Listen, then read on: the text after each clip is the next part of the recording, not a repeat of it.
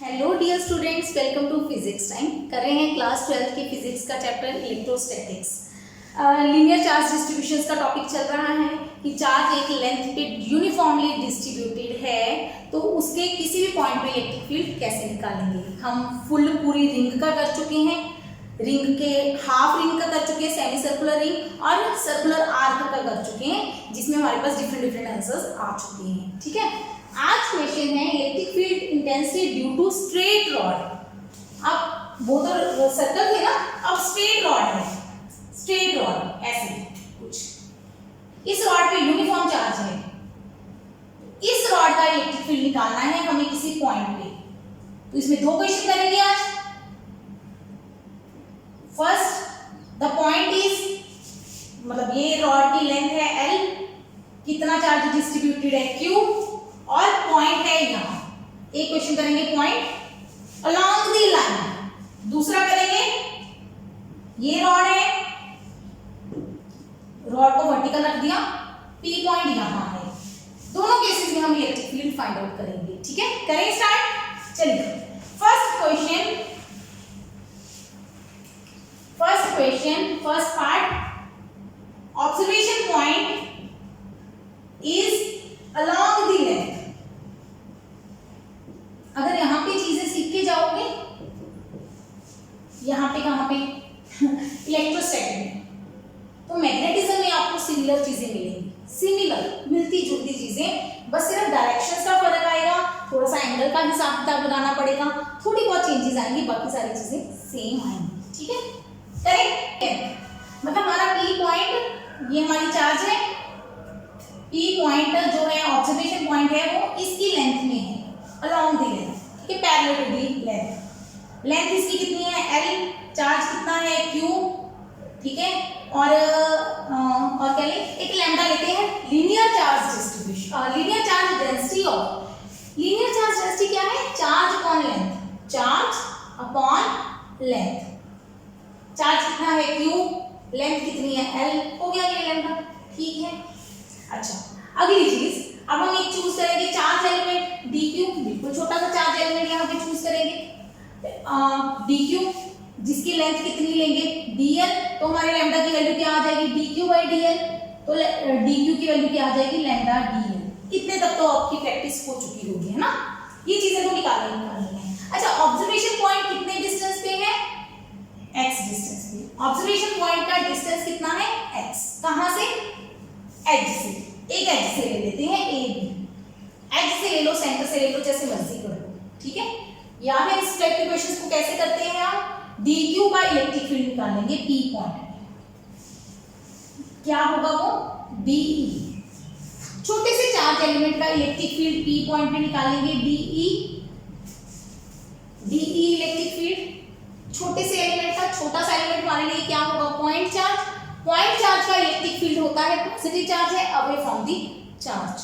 ठीक है, तो इलेक्ट्रिक फील्ड का वैल्यू क्या होगा, ये डिस्टेंस मानेंगे r, ये डिस्टेंस मानेंगे r, तो dE की वैल्यू होगी 1/4 नहीं लिखेंगे k dq/r। ये तो पॉइंट चार्ज का हो गया।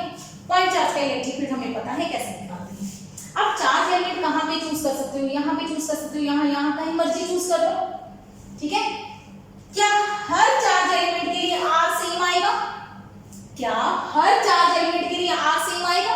पिछले वाले क्वेश्चंस में जब भी हमने रिंग के क्वेश्चन किए, हमारे लिए r क्या था कांस्टेंट, क्योंकि वो रेडियस आता था या डायगोनल आता था, हर बार r क्या आता था कांस्टेंट। लेकिन यहाँ पे r हमारा क्या हो गया वेरिएबल।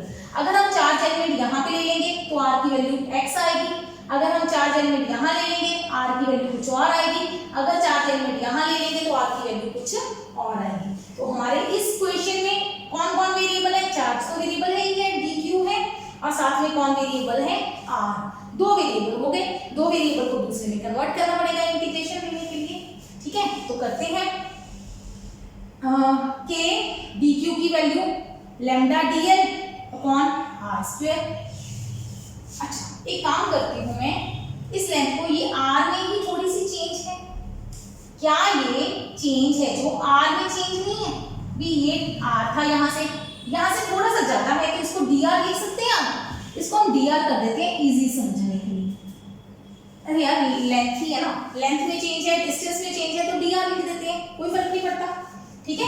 तो इसको डी आर लिख देते हैं। अब ये वेरिएबल सेम हो गए, ये समझो ना, मैंने पहले डी एल लिख रही थी, कोई दिक्कत नहीं, डी एल था, लेंथ में चेंज था, ठीक है। लेकिन ये पूरी रॉड की लेंथ में चेंज थोड़ी है, किसकी चेंज है, आर में चेंज है, पोजीशन में चेंज है, तो इसको डी आर लिखते हैं, बेटर हो जाएगा, ठीक है, क्लियर।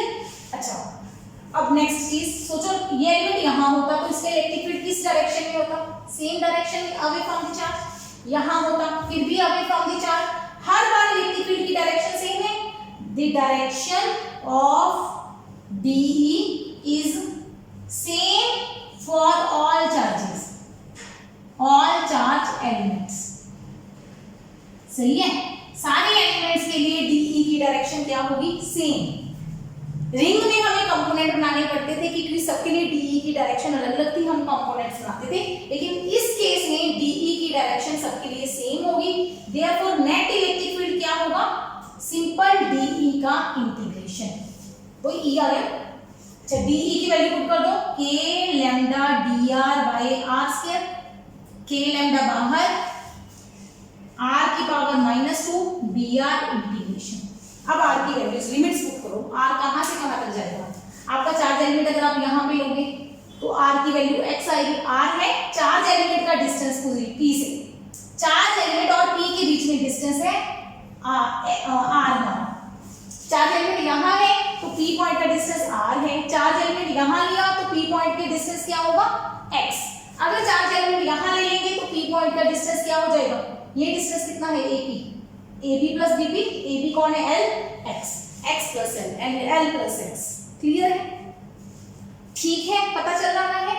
तो इंटीग्रेट करेंगे from x to x plus l, x to x plus l, ठीक है, आगे समझ, ये पता चल गया मैंने क्या कर दिया, r के नीचे था ऊपर ले गए। अब r हमारा वेरिएबल है, अब हमें x की पावर n dx का इंटीग्रेशन करना आता है, x की power n+1 divided by n+1, ठीक है।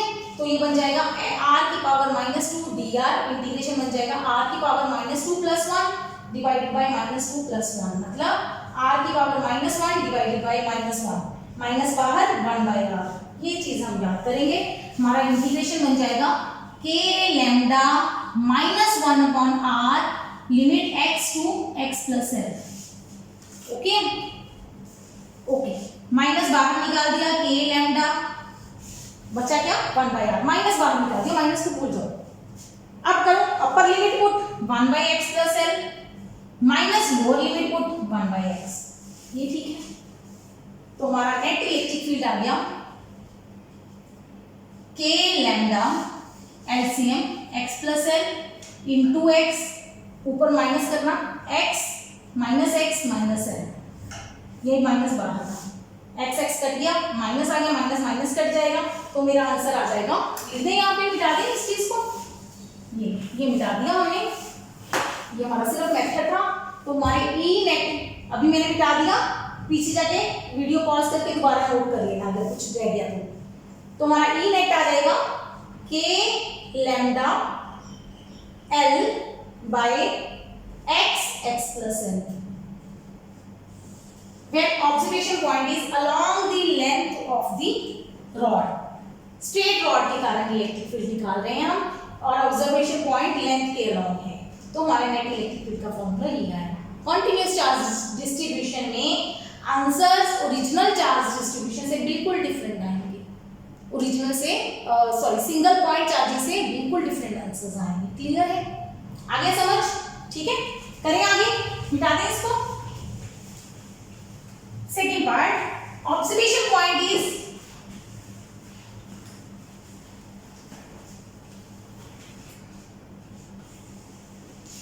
सेकेंड है हमारा, observation point is not along length, ऐसे कर देते हैं, नॉट अलोंग लेंथ, लेंथ पे नहीं है, लेंथ पे नहीं है तो कहीं भी हो, मतलब अगर हम इस चीज में समझाएं, अगर मैं इस तरह से समझाऊं, मेरा पॉइंट यहाँ है, इस डायग्राम को, हाँ पॉइंट यहाँ है, लेंथ में नहीं है, जहाँ है, यहाँ है, जहाँ मर्जी है, लेंथ में नहीं है, तो इस इक्वेशन को कैसे करें, देखिए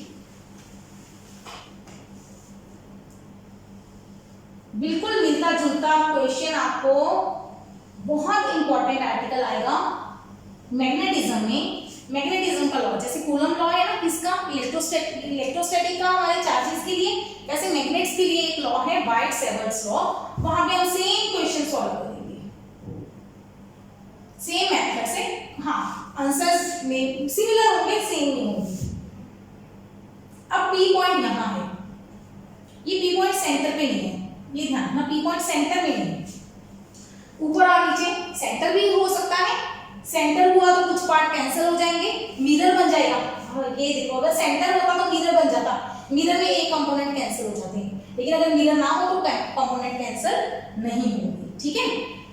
अच्छा, ये टोटल लेंथ L है, P पॉइंट का ये डिस्टेंस x मान रही हूं मैं। मेरा हमेशा ऑब्जर्वेशन पॉइंट कितने डिस्टेंस पे होगा सेंटर से, x डिस्टेंस पे होगा, ठीक है। अच्छा, अब क्या करेंगे, चार्ज एलिमेंट चूज करेंगे dq, ये हो जाएगा r, ये डिस्टेंस मान लो,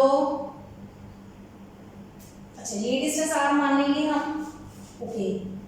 ये L है, कैपिटल L ले लेते हैं इसको, थोड़ी थोड़ी इसमें टर्म्स में चेंज करूंगी, ये स्मॉल l ले लेती हूँ, ये छोटा सा हिस्सा ले लेती हूँ dl, कुछ ये L में चेंज है ना। इस O पॉइंट से ये देखो मैंने क्या क्या चूज किया है, ध्यान देना। एक तो dq का डिस्टेंस r है, एक ये L है, एक ये dl है, ठीक है, ये चीजें चूज की है। अब हमारा अगर हम dE निकालें इस चार्ज एलिमेंट के लिए तो dE ये होगा, ये ठीक है, हमें ये dE क्लियर है। dE की वैल्यू क्या होगी, k dq by r², ठीक है। ये मिटा दें ऊपर वाला, ये तो आंसर हो चुका ना, ये खत्म हो गया। अच्छा, लैम्डा हमारा क्या होता है, charge upon length, total length capital L लिखूं मैं, और small charge by small length, तो dq की वैल्यू आ गई लैम्डा dl, ओके है। तो हमारा k lambda dl by r² आ गया, ओके है, ठीक है, यहाँ तक समझ आ गया है। अब हमें इलेक्ट्रिक फील्ड निकालना है, तो पहली बात क्या होगी, इसके कंपोनेंट बनेगी, कंपोनेंट बनेगी, ये एंगल मान लो थीटा है, तो एक कंपोनेंट इधर बनेगा dE cos theta, vertically opposite angles बना दिए मैंने। एक कंपोनेंट ये होगा dE sin थीटा, दो कंपोनेंट बनेंगे cos और sin, है ना। अच्छा, चार्ज एलिमेंट कहाँ कहाँ पे चूज कर सकते हो, यहाँ चूज कर सकते हो, तो dE चेंज हो जाएगा, कंपोनेंट भी चेंज हो जाएंगे क्योंकि एंगल चेंज हो जाएगा। अच्छा, अगर चार्ज एलिमेंट यहाँ चूज करोगे तो भी चेंज हो जाएगा। तो हमारे पास दो, मतलब सोचो, ध्यान दो, साइन कंपोनेंट अलग से ऐड होंगे, ऊपर वाले के लिए साइन नीचे जाएगा, नीचे वाले के लिए ऊपर जाएगा, साइन कंपोनेंट अलग से ऐड होंगे, कॉस कंपोनेंट अलग से ऐड होंगे। तो इसको मैं मान लेती हूँ मेरी एक्स एक्सिस है, इसको मान लेते हैं वाई एक्सिस है। एक्स एक्सिस के कंपोनेंट क्या होंगे, dE cos थीटा का इंटीग्रेशन, वाई कंपोनेंट्स क्या होंगे, dE sin थीटा का इंटीग्रेशन। ये हमारा टोटल आंसर आएगा। एक्स कंपोनेंट्स अलग आएंगे, वाई कंपोनेंट्स ऐड अलग होंगे, ठीक है, ठीक है। अब इंटीग्रेशन करो, k lambda dl r² cos theta, है ना। एक पार्ट निकाल दे, इसको मैं मिटा रही हूँ, एक पार्ट निकालते हैं पहले, फिर दूसरा निकालेंगे। k कांस्टेंट बाहर, लैम्डा कांस्टेंट बाहर, dl l तो वेरिएबल है, r सोचो एलिमेंट का डिस्टेंस, एलिमेंट यहाँ लिया r अलग होगा, यहाँ लिया r अलग होगा, r इज अ वेरिएबल पर l नहीं है। थीटा, थीटा वेरिएबल है कि कांस्टेंट है, जैसे जैसे ऊपर जाओगे थीटा चेंज, नीचे जाओगे थीटा चेंज, थीटा भी वेरिएबल है, ये भी वेरिएबल, ये भी वेरिएबल, ये भी वेरिएबल, तीन वेरिएबल अंदर आ गए। इंटीग्रेशन कैसे करें, इंटीग्रेशन कैसे करें, अब प्रॉब्लम आई है हमें इंटीग्रेशन करने की, बड़ी वाली प्रॉब्लम आ गई है। कब आई है प्रॉब्लम, हमारे पास सारा कुछ वेरिएबल है, एल बी, आर बी, थीटा, तीन वेरिएबल्स का इंटीग्रेशन हम नहीं कर सकते। हम इंटीग्रेशन तभी कर सकते हैं या तो आप थीटा को एल में चेंज करो, आर को एल में चेंज करो, फिर हम इंटीग्रेशन कर सकेंगे, अदरवाइज हम इंटीग्रेशन नहीं कर सकते। तो इस टाइप के इंटीग्रेशंस को कैसे सॉल्व करना है सीखिए। हम एक काम करते हैं, हम सबको किसी पर्टिकुलर फॉर्म में ले जाते हैं। किस फॉर्म में ले जाते हैं, हमारे पास कांस्टेंट कौन है ये सोचो, सिर्फ इस ट्राइंगल में देखा जाए तो सिर्फ x कांस्टेंट है, l भी वेरिएबल है, l ऊपर जाएगा नीचे जाएगा, l भी चेंज होगा, r भी चेंज होगा, dl तो चेंज है ही है, थीटा भी चेंज होगा। हम एक काम करते हैं, हम पॉइंट से एंड पॉइंट को जोड़ते हैं, एक तरफ एंगल थीटा 1, एक तरफ एंगल थीटा 2। मतलब क्या किया है हमने, ऐसे समझो इस चीज को, ये हमारी रॉड है, ये रॉड है, अब हमारी ये ऑब्जर्वेशन पॉइंट है, P पॉइंट से पहले परपेंडिकुलर ड्रॉ किया, ये परपेंडिकुलर हो गया, बिल्कुल ठीक है। अब P पॉइंट से एजेस को ज्वाइन किया, मार्कर हमारा फिर रुक गया, P पॉइंट से एजेस को ज्वाइन किया, एक तरफ एंगल थीटा 1 है, दूसरी तरफ एंगल थीटा 2 है, ऐसे समझो, ठीक है। अच्छा, बीच में ये है हमारा DQ और ये एंगल है थीटा, ये R भी वेरिएबल है, X कांस्टेंट है, L वेरिएबल है, थीटा भी वेरिएबल है, 3 वेरिएबल्स है, ठीक है। इंटीग्रेशन करना है तो कैसे करेंगे, ये समझ आया कुछ? इस तरह का सिचुएशन है, मतलब ऑब्जर्वेशन पॉइंट से पहले हमने परपेंडिकुलर ड्रॉप किया इस पे रॉड पे, फिर ऑब्जर्वेशन पॉइंट P को हमने एज से ज्वाइन कर दिया, और लास्ट वाले एंगल देखिए, इसका मतलब हमारे पास एंगल की लिमिट्स आ गई। एंगल की लिमिट क्या आ गई, एक तरफ एंगल क्या जाएगा थीटा 1, दूसरी तरफ एंगल क्या जाएगा थीटा 2। एक तरफ लगा लो माइनस थीटा 1, एक तरफ लगा लो थीटा 2, या नीचे से ऊपर जाओ, किसको कोई मर्जी मान सकते हो, कोई फर्क नहीं पड़ता, थीटा 1 थीटा 2, क्योंकि हमें मैग्नीट्यूड से मतलब है, डायरेक्शन तो डिफाइन नहीं करेंगे हम। माइनस थीटा 1 नीचे जा रहे हैं तो हम कहेंगे माइनस थीटा 1, ऊपर जा रहे हैं तो प्लस थीटा 2, जैसे मर्जी मान सकते हो इसको, ठीक है। एंगल वेरिएबल है हमारे पास, तो हम कोशिश करेंगे कि सबको एंगल में चेंज कर दें। किस एंगल में चेंज कर दें, थीटा के हिसाब से चेंज कर दें। किस हिसाब से चेंज कर दें, थीटा के हिसाब से करें, ठीक है। अब वो क्या है, क्या क्या चेंज करेंगे हम, L/x क्या है, tan थीटा, x आना चाहिए, x कांस्टेंट है, तो L क्या आ गया, x tan थीटा, ठीक है, लेकिन मुझे चाहिए dl मतलब चाहिए डेरिवेटिव, तो मैं इसका डेरिवेटिव लेती हूँ dl/p थीटा, थीटा तो वेरिएबल है, x कांस्टेंट है, थीटा वेरिएबल है, बड़ा डिफरेंट सा क्वेश्चन है। x छोड़ दिया, tan का डेरिवेटिव होता है सेकंड स्क्वायर थीटा, tan का डेरिवेटिव होता है सेकंड स्क्वायर थीटा, साइन का cos होता है, cos का माइनस साइन, tan का सेकंड स्क्वायर होता है, ठीक है। तो dl की वैल्यू क्या आ गई, x second square theta d theta. तो ये थोड़ा सा डिफिकल्ट लग रहा होगा, पर अगर आपने यहाँ पे समझ लिया तो मैग्नेटिज्म में आपको बिल्कुल इजीली लगेगा, ठीक है। dl निकल गया, ओके। cos थीटा तो है ही है, मुझे चाहिए r नहीं चाहिए, मुझे r भी नहीं चाहिए, तो ध्यान दो x/r क्या बन रहा है, x/r base upon hypotenuse, x/r क्या बना cos थीटा, ठीक है। तो r क्या हो गया, x/cos थीटा, ठीक है, r भी निकल गया। तो इन चीजों को मैं साइड में लिख के रखूं, इस चीज की तो मुझे जरूरत नहीं है अब। अब मेरे पास आ गया, एक तो आ गया dl x second square theta, एक आ गया r, अच्छा r की वैल्यू क्या बनेगी, 1/cos क्या होता है सेकंड थीटा, r की वैल्यू बनेगी x सेकंड थीटा। दो वैल्यूज आ गई मेरे पास l और r की, ठीक है। मिटा दें इसको, ये मैं मिटा दूंगी, नीचे से मैंने वैल्यूज जो आई थी नोट कर ली, क्योंकि बोर्ड छोटा है तो हमें जरूरत पड़ती है।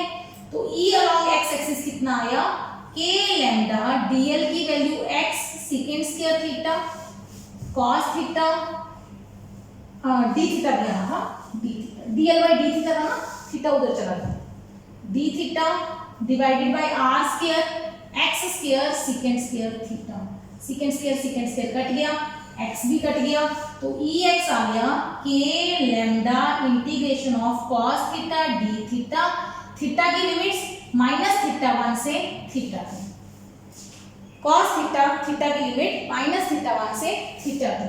तो x एक्सिस का कंपोनेंट आ गया k लैम्डा, cos का इंटीग्रेशन होता है sin थीटा, cos का इंटीग्रेशन sin थीटा, प्लस में माइनस थीटा 1 से थीटा 2, k लैम्डा कांस्टेंट, अच्छा एक x भी रह गया था नीचे, x भी बाहर निकाल दिया, कांस्टेंट था, एक्स की value sine theta 2 minus sine minus theta 1, ठीक है, बाई एक्स। तो हमारे पास हो गया नोट। तो हमारे पास यहाँ पे लिख देते हैं ई एक्स क्या आ गया, के lambda by x sign theta 2 plus sine theta 1।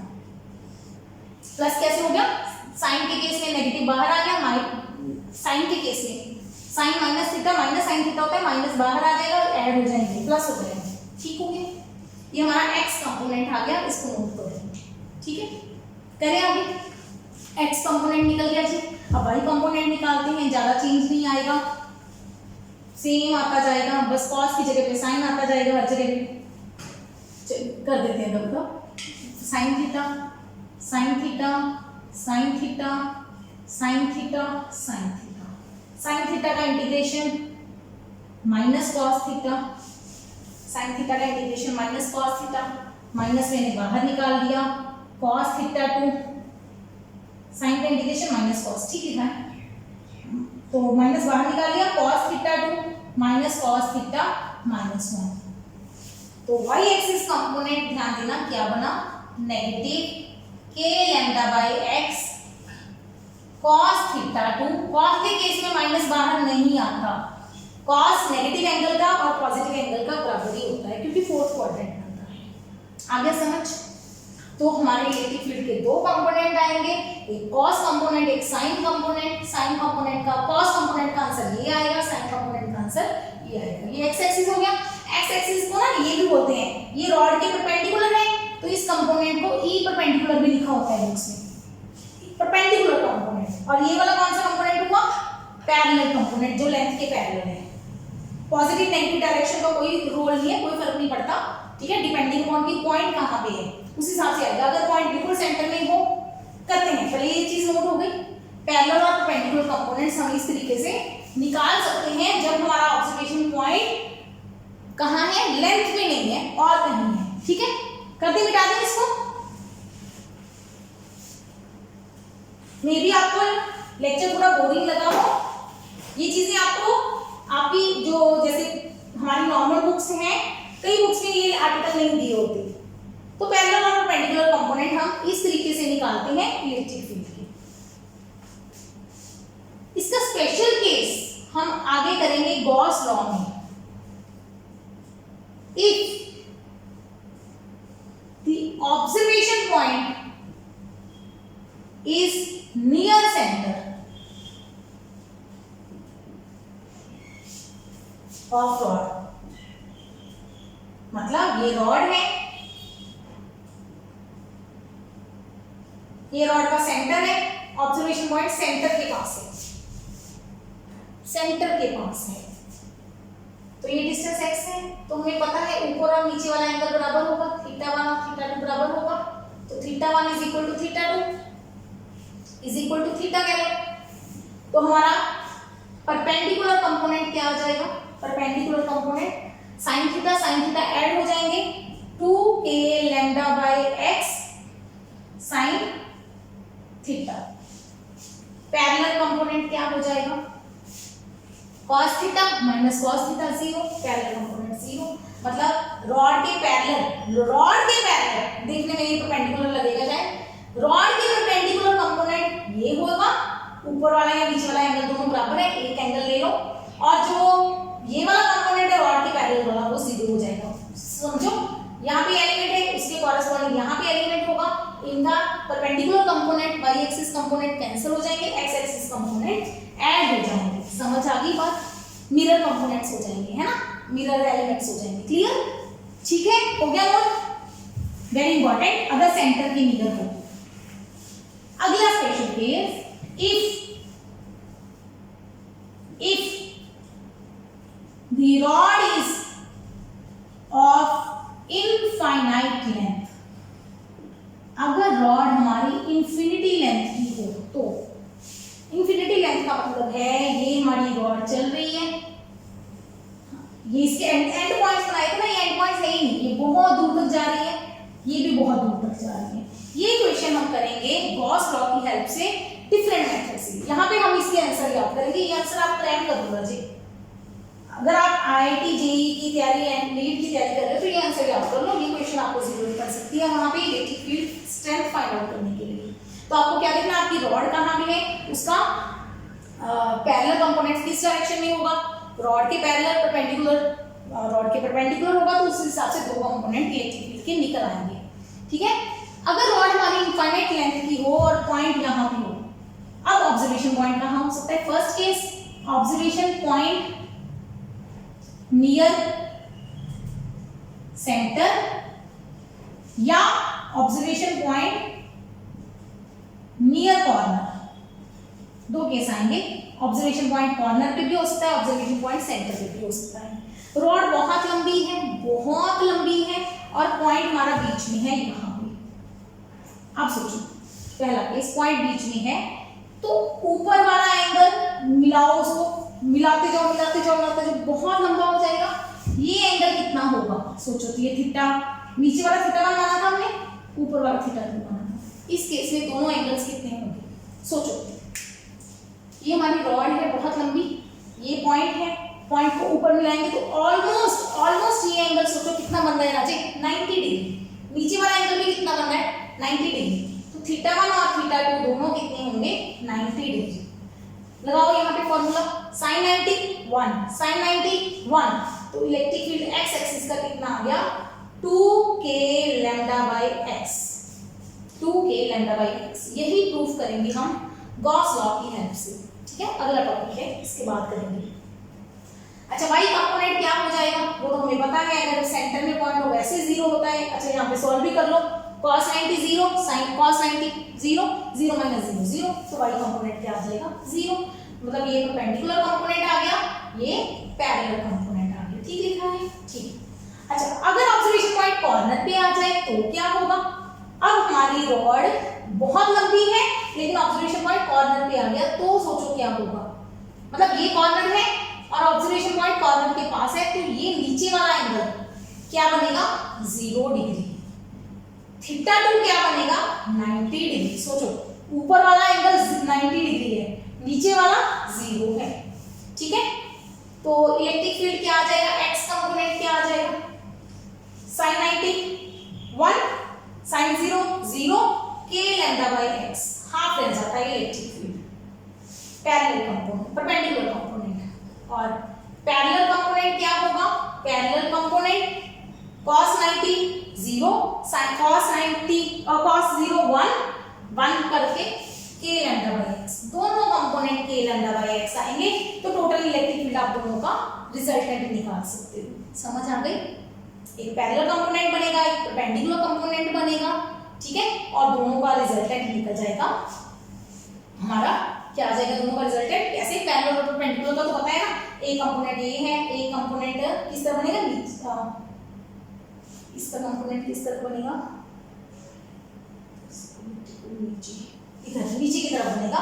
एक ये परपेंडिकुलर कंपोनेंट है, एक ये पैरेलल कंपोनेंट है, तो इनका रिजल्टेंट बीच में निकलेगा, है ना, x² + y² अंडर रूट, वही वाला हो गया।